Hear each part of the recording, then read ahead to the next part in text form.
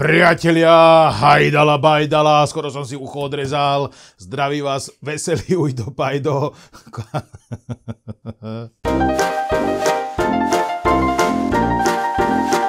Priatelia, hajdala bajdala, zdraví vás veselý Ujdo Pajdo, a.k.a. kuchár bez talentu, a.k.a. zabijak z hornej potvône. Vítam vás pri ďalšom videu, mám vás rád, aj vy ma môžete mať radi.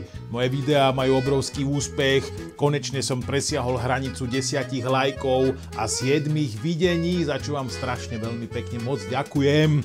Dnes budeme robiť veľmi zaujímavú vec, budem robiť domáce žemle na burger.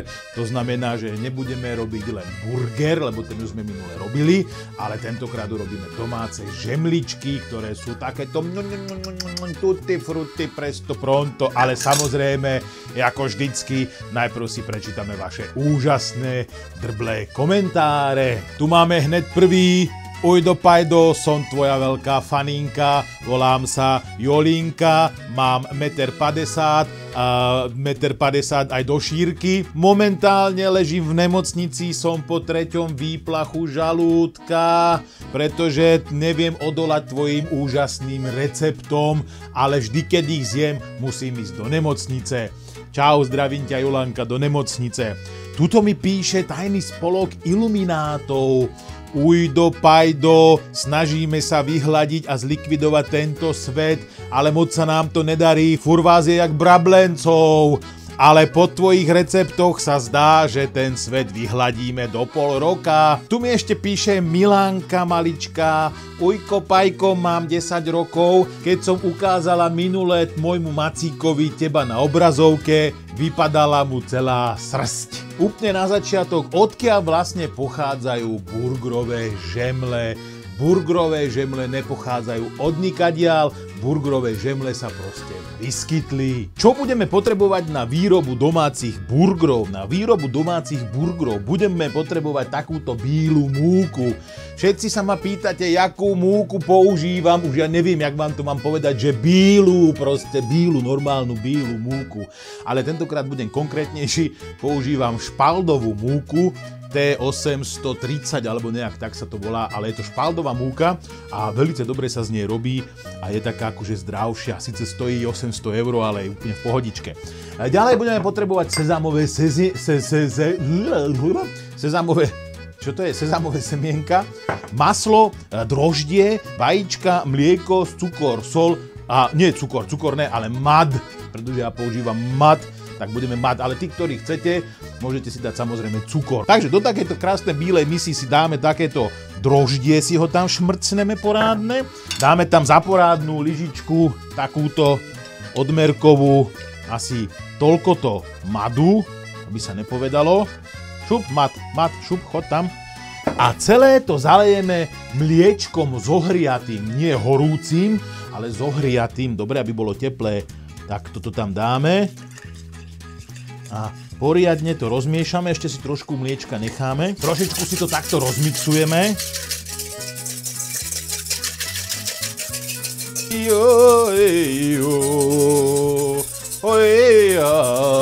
No, kvasničky máme pripravené a môžeme ísť teraz robiť alchýmiu. Zobereme našu múku, dáme tam přimnežené množstvo múky, podľa toho, koľko osôb budete mať, alebo aký ste hladní, toľko múky si tam dáte. Maslo sme si z lahučka prehriali, nemusíte ho uvariť alebo upiecť, len jemne ho ohriať, aby bolo také mäkšie, aby sa dobre spracovávalo. Ďalej do toho dáme jedno vajíčko, tak jak je, aj so škrupinkami. Joj! No, vidíte, keď to chcem robiť profesionálne, tak sa mi to nepodarí. Chápete? Takže šmrcneme tam takto jedno vajce, štipku soličky, masielko si takto pekne roztlačím, aby tam nebol veľký kusisko, až nám cestičko začne už vyzerať naozaj jak cesto a nie jak táto kašička. To si môžeme dať sem. A prichádza čas, aby sme si do toho ponorili naše čisté ručičky umyté, samozrejme. Pomaličky sa s tým budeme teraz takto hrajkať, naberať múku.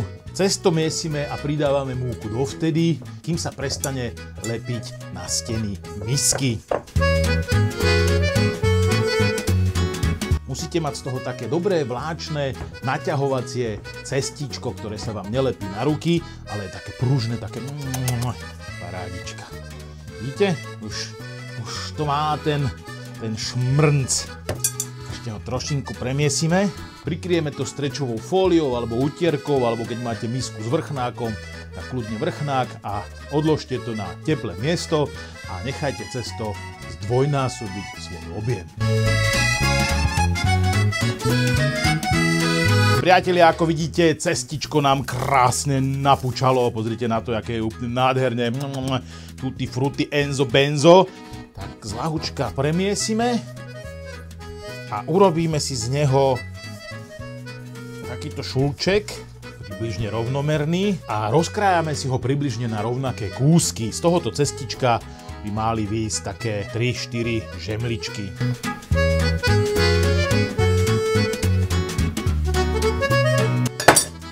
Výborne, 4 kusy máme pripravené. Teraz sa s cestom trošičku pohráme a natiahneme ho, ako keby sme ho odtlačali od seba takto dolu, a to z toho dôvodu, že ten vrch bude potom taký krásny, hladúčky.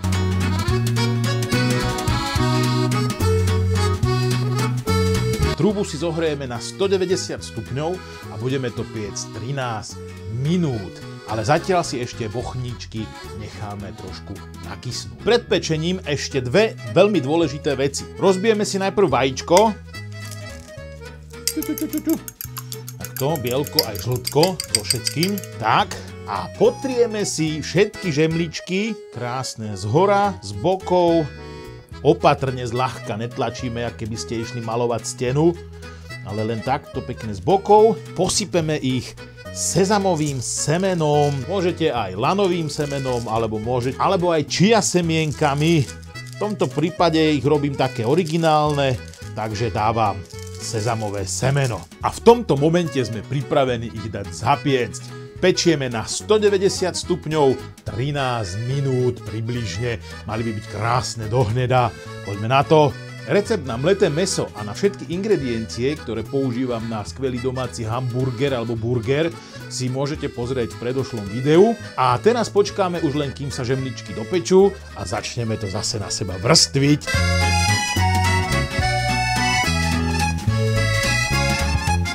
Priatelia, ako ste mohli vidieť, žemličky sa podarili, sú úplne úžasné, nádherné.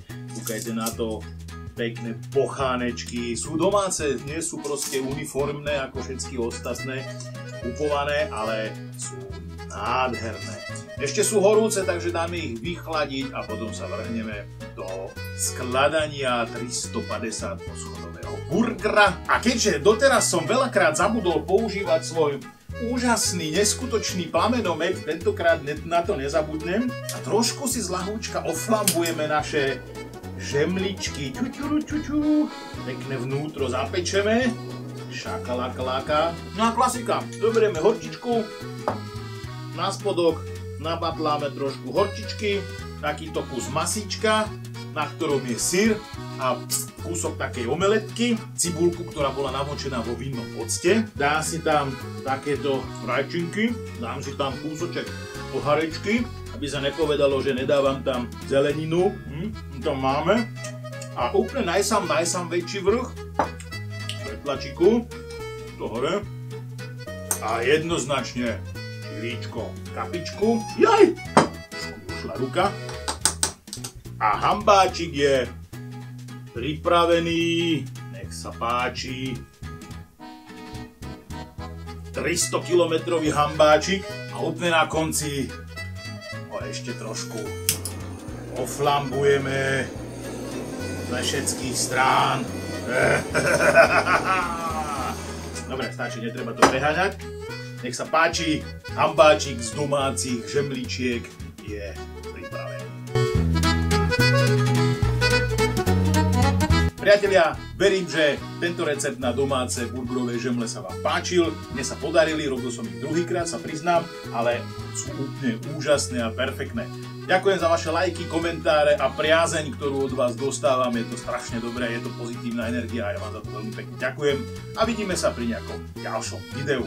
Teraz nám nezostáva už nič iné, len ten porádny kusisko ochutnať. Priatelia, Čavez. Ani ruku tak neotvorím a hubu ani už vôbec nie. Dobrú chuť vám prajem. Neskutočné, bombastické, úžasné. Ďakujem vám. Čaute.